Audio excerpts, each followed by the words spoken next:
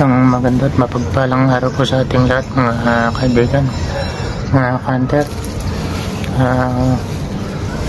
Ngayon po ay mag-aabono po ulit tayo ng ampalaya. Yan. Ang pag-aabono po ulit natin ay padilig. Ayan, nakakalungkot nga lang pong balita sa inyo, yung talong namatay. Yan, nakita nyo, wala na po siyang dahon. Nalantas siya. Hindi ko alam kung bakit. Baka siguro gawa nung may kagat doon sa puno. Parang nginat-ngat ng daga, kaya siguro namatay. Okay lang po, ganun talaga. Pero tuloy lang. Bunuhan ko po muna ito.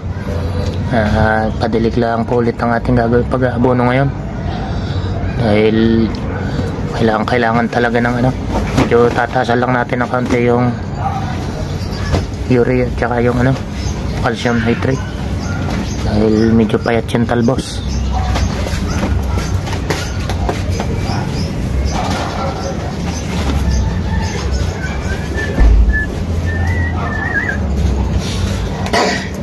Ayan, ang tubig po nito ay yan, kalahati lang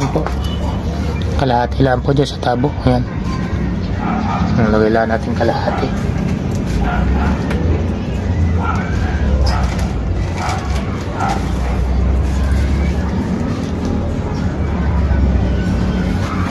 Ito ang complete, kaunting-kaunti lang. Ayan, dulo lang po ng kutsara. Ayan, hindi po siya masyadong madami, kaunti lang po yan.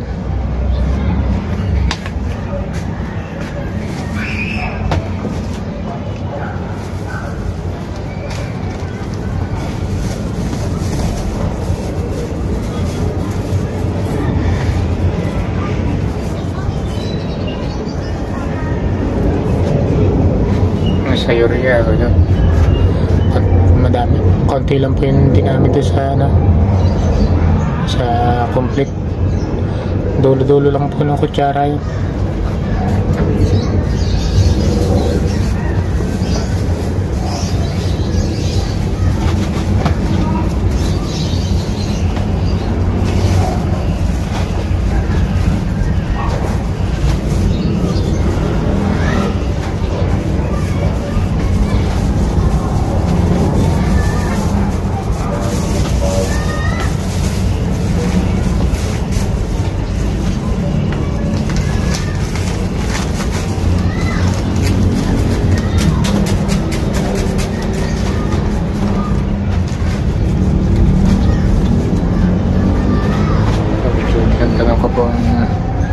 Calcium nitrate kasi pampano po ito ng talbos.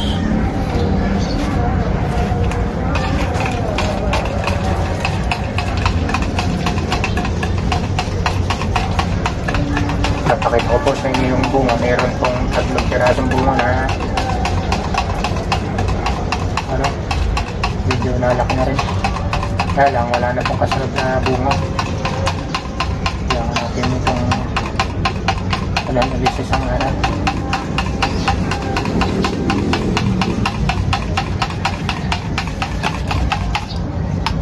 Hinahalo lang po mabuti yung abono para matunaw siya. Yan.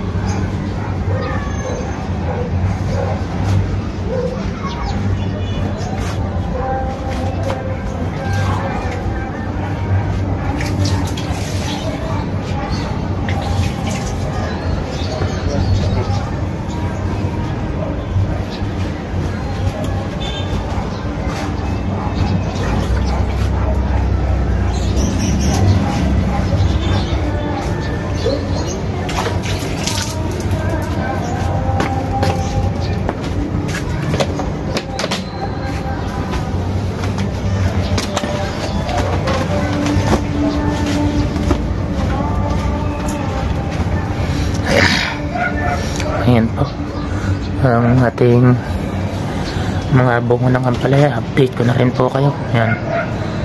Yan po yung isa. Yan, magkakasabay na halos silang tatlo. Yan po yung isa. Yan, malaki na rin po yan. Konti lang ang nilaki dito sa nilaki nitong isa na to. Tapos ito po yung isa. Ito, medyo malaki-laki na tong isang to eh. Tapos yun yung isa. Kikita sila po yan. Malapit na po itong mapitas. Yan. Yung isa na yan.